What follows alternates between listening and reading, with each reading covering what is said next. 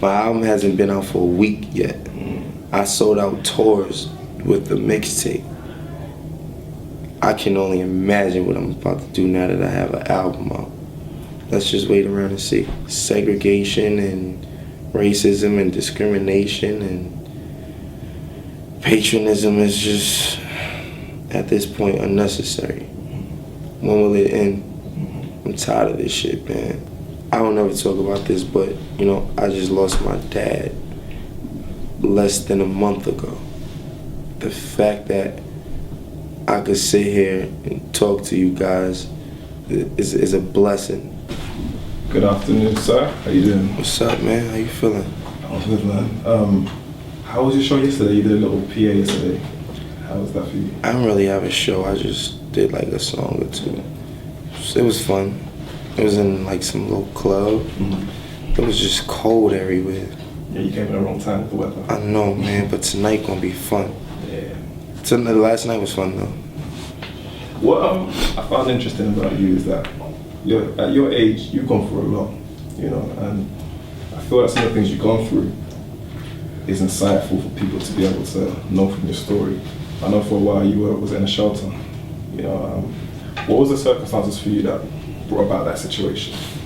Well, you know, my dad was into drug dealing and stuff, and when he went to jail, you know, my mom had been led to go into homeless shelters and stuff for me and my family, so that's how we ended up in there, yeah.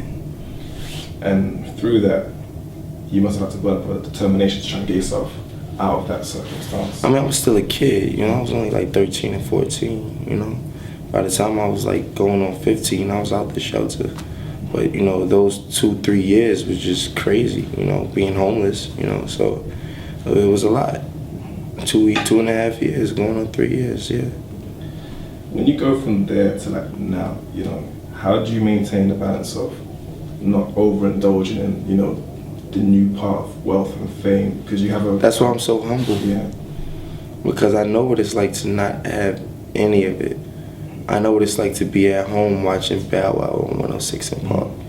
To actually not being able to watch yourself getting interviewed by Bow Wow on 106 in Park. I know what it's like. You know, I'm too busy to watch when I get interviewed by him now, but when I was a kid in the shelter, I used to watch him on there as a kid. You know, it's a show in America on BET. And I know the difference. I know what it's like to not have. I'm a chill person. I mean, you know, I be chilling. It's not really about the fame and all that. That's a plus. The fame, the money, the money's good, you know, the fame, the money, the girls, that's a plus. The fact that I'm actually talented and I'm making music, you know, and I'm inspiring people is what really gets me going. Inspiration, because some things need changing. Just talking about that, Suddenly, like that's one of my favorite tracks. Thank you. You know, you have good taste, my friend. Very rare. That is very personal, you know. Can you tell me, like, when you first wrote it, you know, obviously the concept is obvious, but, you know, when did you first put it down in the studio session? Yeah, I didn't write that one. I co-produced that, by the way. And I just wanted to speak what was real. Honestly, I just wanted to tell it like it is. You know, being honest, I swear this famous shit just happened overnight.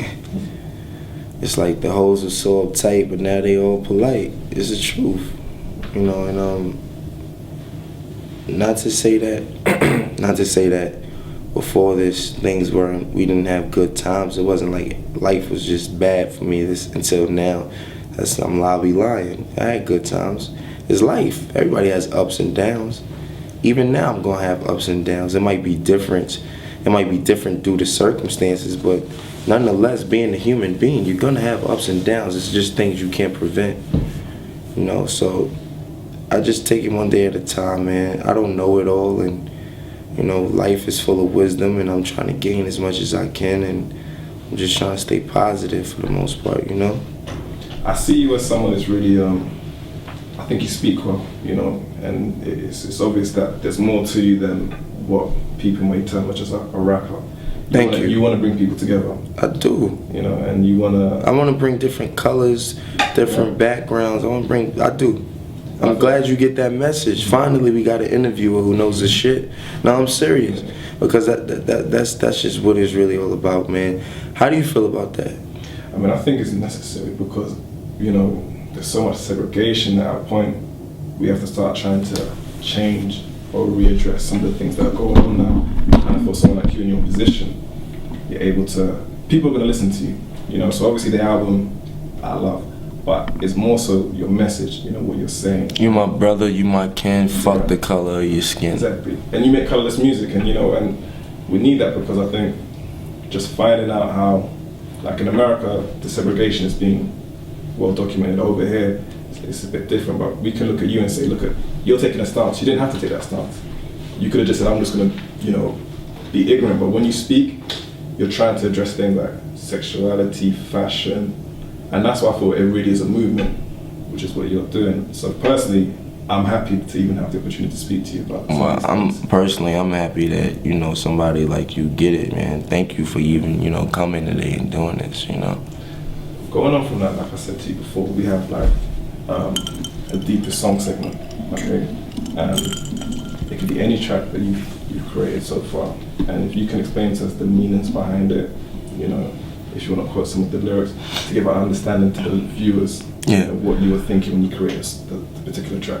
Okay, well, I want to talk about Phoenix for a minute, produced by Danger Mouse. The reason why I named it Phoenix is because, you know, suddenly, even though it's the last track, it's more of an outro, you know, Long Live ASAP being the intro, so to say. So,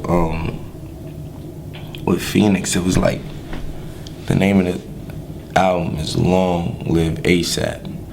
When a phoenix dies, it's, you know, reincarnated, reborn through its ashes and lives again. You know, that was the point of that. But what I was saying was, like, you know, Michael Jackson, Kurt Cobain, all of these people committed suicide due to patronism and scrutiny. And it's because of people. You know, not to really go on a crazy subject, but no disrespect to nobody, just personally my opinion, and with the most up respect what I'm about to say, I'm not trying to be funny or disrespect or offend anybody, but I don't think depression or pills or a doctor killed Michael Jackson. The media killed Michael Jackson. People killed Michael Jackson. The Neverland boy rumors, the surgery stuff, the being in his business, calling him a weirdo, and he couldn't do anything. He was a man that was full of joy, but he gave the joy to the world, but he couldn't enjoy life because all of the scrutiny, man. He was called a white girl. Comedians made jokes about him. How you think that makes somebody feel, man? Honestly, he's only a human being. You know what I'm saying? You know what I think it's cause? I think Michael Jackson died because people killed Michael Jackson. Not depression, pills, or whoever that fucking doctor was. How do you avoid that though? Because if the media can kill our biggest star ever, what do you have to try and put in the way so that you're not a victim of that same type of situation? Michael Jackson wouldn't go into the media and say, suck my dick, but I would. Mm-hmm. That's how I kill it. I'm like, suck my dick, shut the fuck up. What you gonna say? You know what I'm saying? Like, that's just what I would do. As far as Michael Jackson, he was cut from another cloth. He had more class. I'm still young. I'm gonna tell you how it is. Kiss my ass, suck my dick. Mm-hmm. That's it. The album, was there ever any fights to get certain tracks on there, you know? No. Yeah, full creative control. That's amazing because not many people get that. But don't you think my label's smart for trusting me?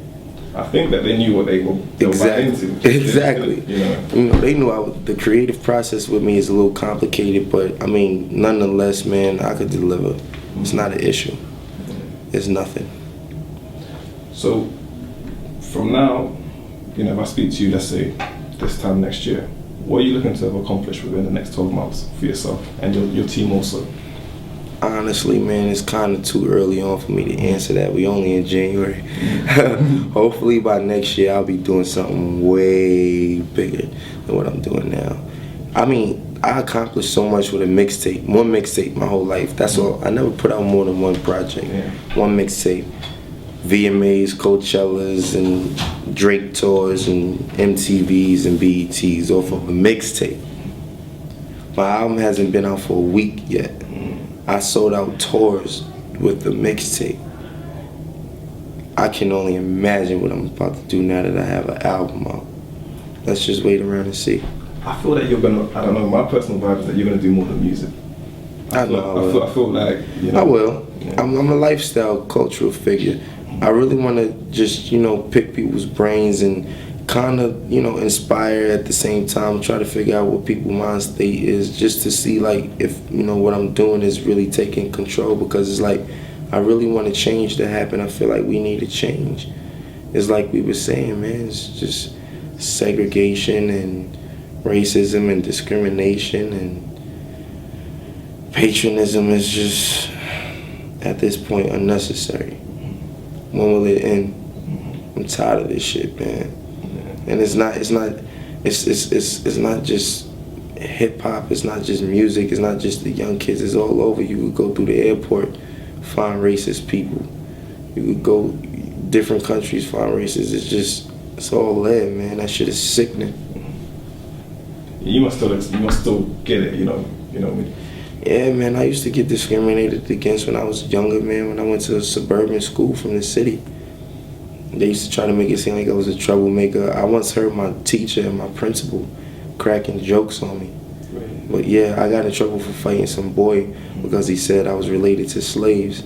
And I beat him up, and because he was white, I got in trouble. I was in the principal's office, and I was only in the 3rd grade, coming from New York, and I couldn't really spell too well at the time. But I mean, New York schools are really overpopulated. You don't really learn anything. It's a mess.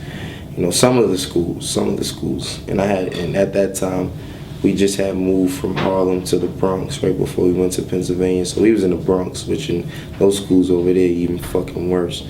And coming from the Bronx to Pennsylvania, they really, they picked on me. I told you my dad was, he was into selling drugs, so he moved us into a nice suburban town in Rutherford, Pennsylvania, and near Hershey, Pennsylvania, like Hershey Park. And next thing I know, long story short, I get in trouble. My teacher, she tells me, write a note to your mother. Tell your mother what you did. So I told my mother, hey, Mom, I'm at school. I had a fight with a boy. They claimed that I did this, and that. So she comes back about 10 minutes later to proofread the letter. She's like, what do you mean claim? You didn't claim anything. You did it. So as she's leaving and she closes the one door to go to the other door, she's telling the principal about how I try to say, I claim, they claim that I did something, and the principal goes, yeah, well, I bet he didn't spell it right. And they just both start laughing. And I mean, as a man now, I can get over it, but as an 8-year-old kid, you're a little sensitive to that, especially people who's supposed to be helping you help educate you, and especially when you felt like you wasn't in the wrong, so that was a pretty hard time for me.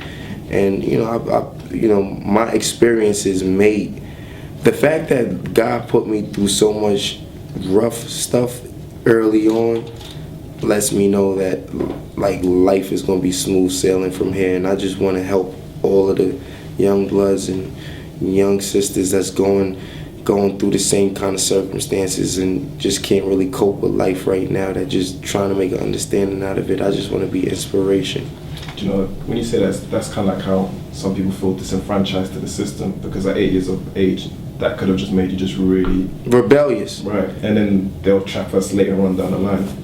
You see my point? It could make you rebellious. It happened to my brother. My brother went out there. He was older than me, and he ended up getting in jail. All that fighting. He got an issue with his bus driver. He threw a chair at a judge. All this stuff. Like, told the judge shut up. Yeah, man. Some people don't take that racist shit well. You know what I mean? I was a kid that, you know, I'm easy going. I just hope that some way, somehow, you know, I'm not even saying through the music. This is irrelevant from my music. That my craft that's a whole nother thing. As far as life goes, man, I just hope we can make a change, man. And I can't do this shit alone.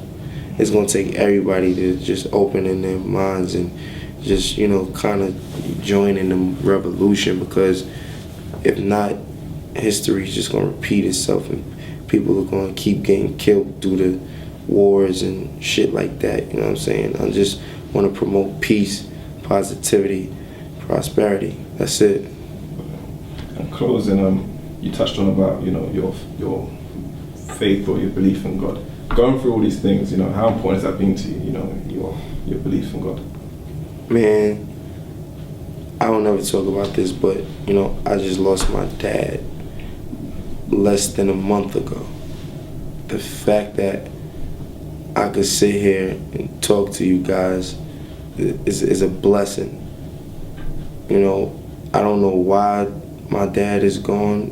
I don't know why God took him, but it's a reason, I'm assuming, a good reason.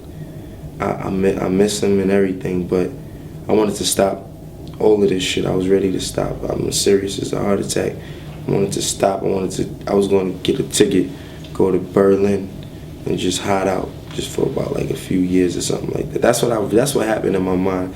I left. Nobody knew where I was at. Cut my phones off for like 2-3 days.